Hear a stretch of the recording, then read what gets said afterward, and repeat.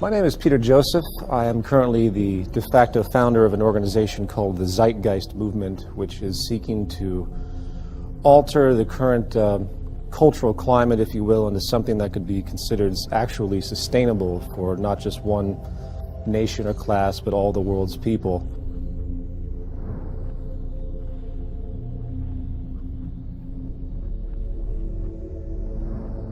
We live in a paradigm now where we have society operating on the idea that we can grow infinitely. Therefore, we keep buying and consuming regardless of how many resources we have. This creates a collision course with nature, which the world is figuring out right about now on many levels, that the Earth is essentially a closed system. It took billions of years to create the minerals we have. It took many, many hundreds of millions of years to create the fossil fuels which govern everything we have. And amazingly enough, we've created this system where we're using all of our resources to create the economic growth required to sustain employment and everything else. And simultaneously, we're diminishing our resources at a near exponential rate, it seems, as population continues to grow. And no one seems to understand that it's an absolute clash, and that eventually we're going to run out of pivotal resources, and eventually you're going to see things, I don't know, like the human population start to dwindle down.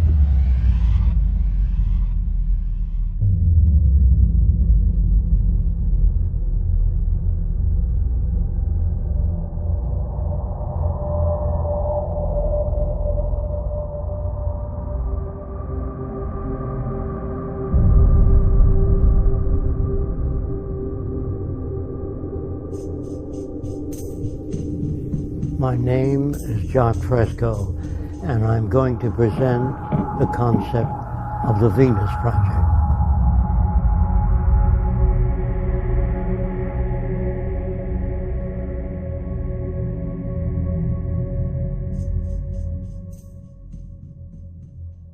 If you don't want war, if you don't want poverty, hunger, unemployment, you have to declare all the Earth's resources as the common heritage of all the world's people. All the artificial boundaries have to be removed so that people can travel anywhere. It has to be a global society. There are many people that feel, well, let's develop each country. You can't do that, because if the Russians do experiments with nuclear materials and the Chinese, that air goes all over the world. So it's very hard to work independently. So I would say, if you want these things, you have to change the way your society operates.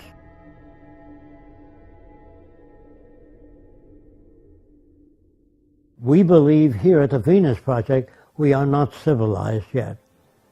As long as you have armies, navies, prisons, police, we are not civilized. No nation is civilized.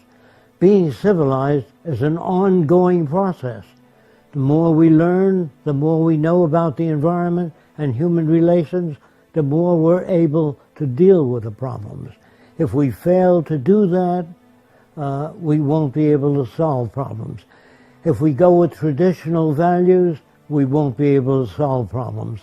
All of these pump primers do not work. There's always been wars.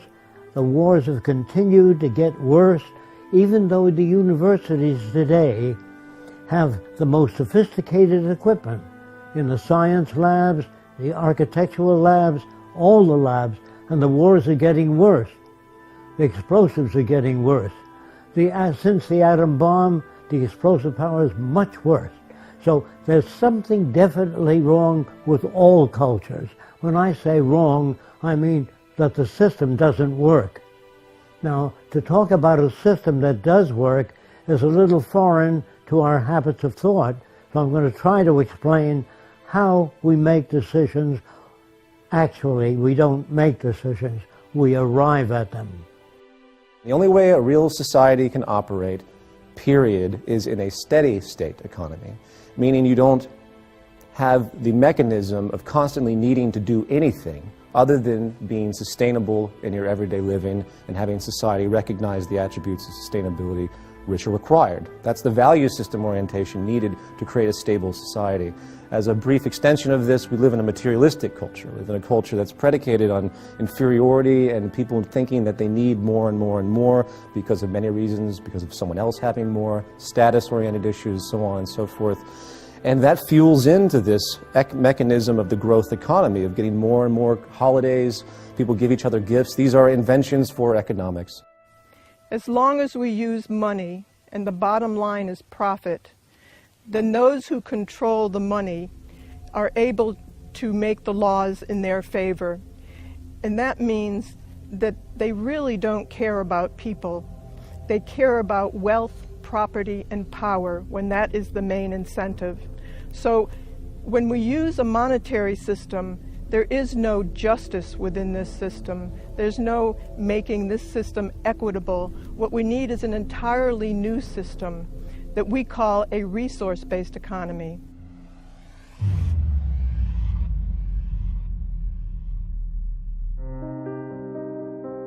In regard to social operation and how to create a new society, or better yet, just to say to create any society that would be sustainable and efficient, there's really an empirical train of thought, if you will, of how to do that. First of all, you have to think about what the human being actually needs. We require resources at the bare minimum. We require food, water, etc., as we all know. Therefore, resources become the most paramount subject.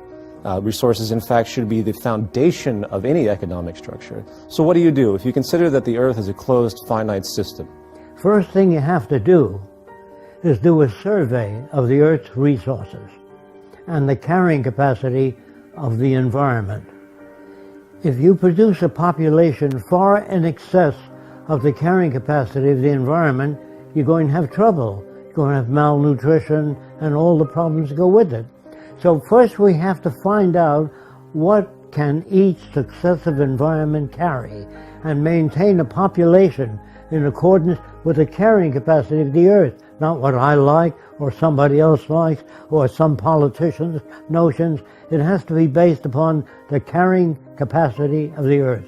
To organize a structure based on the intelligent management of the Earth's resources, you start from essentially the base level of where is everything. So you look at the planet, you say, okay, we see we have iron ore here, we have petroleum deposits here, if we were using petroleum at that point in time. In the future, hopefully we will not be because it's damaging.